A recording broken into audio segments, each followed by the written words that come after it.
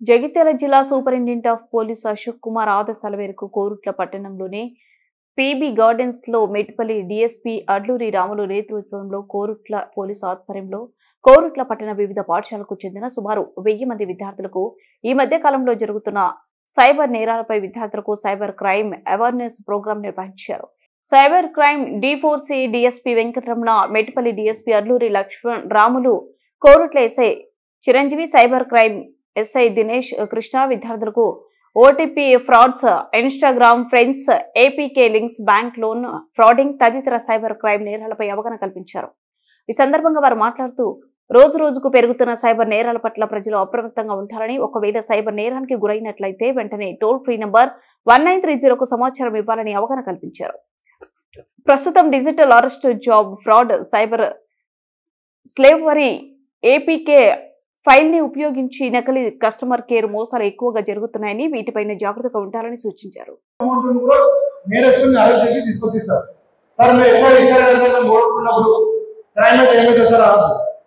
అది మీకు వచ్చే అమౌంట్ కంటే మీరు పడే బాధ ఎక్కువ ఉంటుంది, టెన్షన్ ఎక్కువ ఉంటుంది.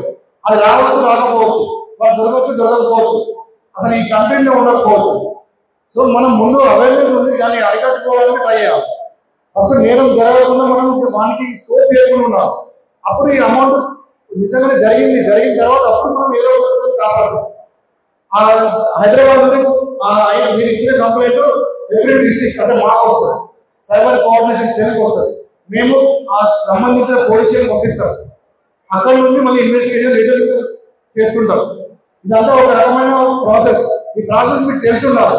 జరుగుతుంది, సైబర్ క్రైమ్ జరుగుతుంది. ఒకసారి మీరు సైబర్ క్రైమ్ అవేర్నెస్ ప్రోగ్రామ్కి వచ్చి రాకముందు, వచ్చి పోయిన తర్వాత అసలు సైబర్ క్రైమ్ అంటే ఏంటి పూర్తి అవగాహనతో మీరు బయటకు వెళ్ళాలి. ఇక్కడ నుండి ఎట్లా జరుగుతుంది క్రైమ్, ఎట్లా జరుగుతుంది, జరిగిన తర్వాత ఏం చేయాలి, చేసిన తర్వాత దానికి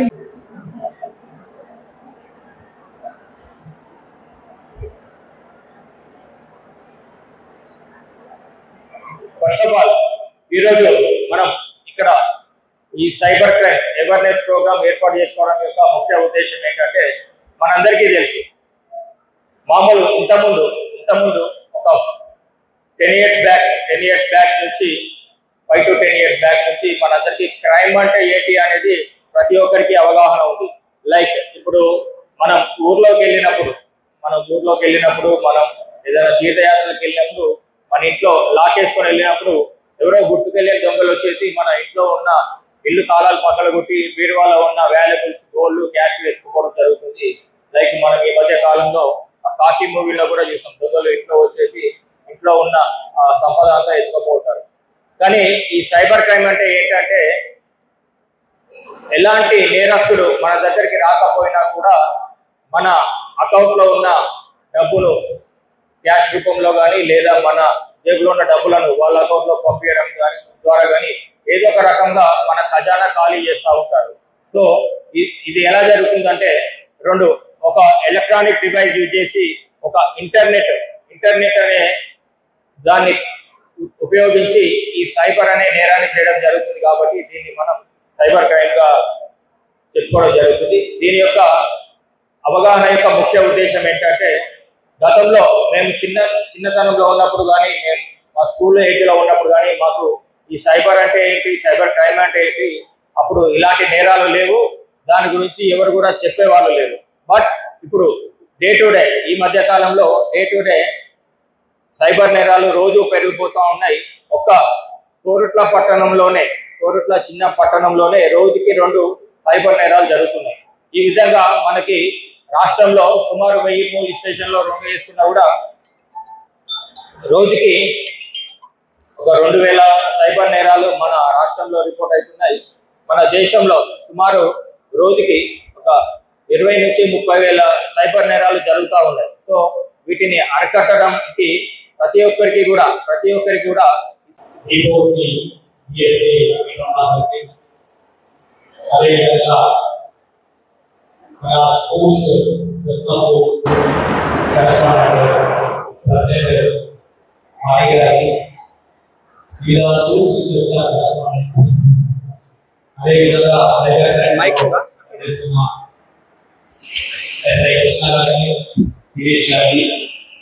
అదే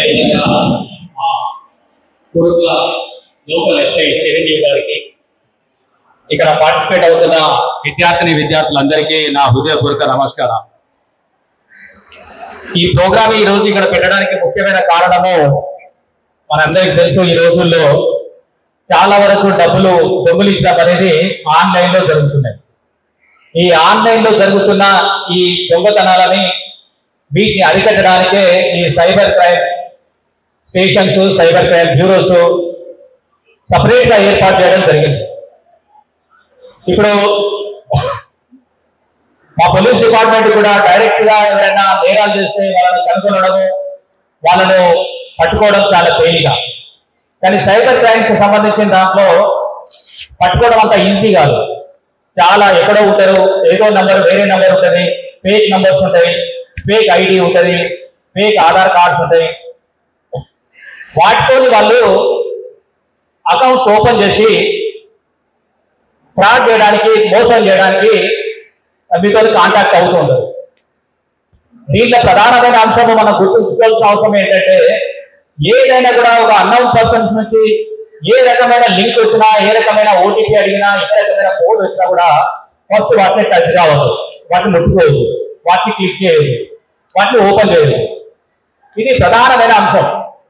అంటే ఈ సైబర్ క్రైమ్ సంబంధించిన వాళ్ళు ఏ రకంగా చేస్తారంటే, వాళ్ళు మీ ప్రమేయం లేకుండా వాళ్ళు చేయడానికి ఏమి చేయడానికి కూడా వీల్లేదు. దాంట్లో మీ ప్రమేయం కంపల్సరీ మిమ్మల్ని ల్యూరింగ్ చేసి, ప్రలోభ పెట్టి, మిమ్మల్ని ఇన్వాల్వ్ అయ్యేటట్టు చేసి, మీ ద్వారా వాటిని ఓపెన్ చేసేటట్టు చేసి, వాళ్ళకి మీ తల్లిదండ్రులకు కానీ, మీ బంధువులకు కానీ, మీ మిత్రులకు కానీ, మీ బ్రదర్స్ అందరికి కూడా, బ్రదర్స్ అండ్ సిస్టర్స్ అందరికి కూడా పనిచేస్తుందని చెప్పి నా యొక్క ఉద్దేశం. వేదికను అలంకరించినటువంటి పెద్దలు మెట్పల్లి డిఎస్పీ గారు, అట్లాగే భార్య గారు, ప్రశ్న పవన్ ప్రెసిడెంట్, మా పోలీస్ డిపార్ట్మెంట్ సంబంధించి లోకల్ ఎస్ఐ గారు, సైబర్ క్రైమ్ సంబంధించి SI Krishna, SI Dinesh, cyber crime సిబ్బంది, ఈ యొక్క ప్రోగ్రామ్ ని చక్కగా అరేంజ్ చేసినటువంటి B Mahender, little genius high school district general secretary, అట్లాగే పి సత్యనారాయణ గారు, little power school trust vice president గారు, అట్లాగే P Deepak, Pragati high school treasurer గారు, CH Ramesh, Sai junior school correspondent గారు, అట్లాగే K Rajendra Prasad, rising school correspondent గారు, అట్లాగే P Praveen, PRBM junior college correspondent గారు, వీళ్ళంతా కూడా చక్కగా అరేంజ్ చేశారు మా ఎస్ఐ గారి ఆధ్వర్యంలో.